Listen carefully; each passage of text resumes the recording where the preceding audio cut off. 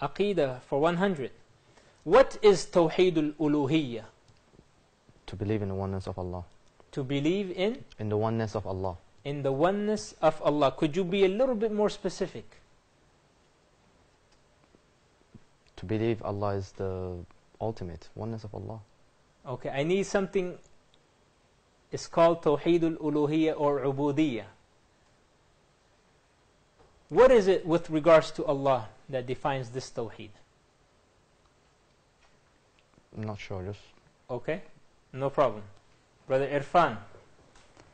It's a Tawheed that we are supposed to do, that Allah is worthy to worship. Yes, indeed.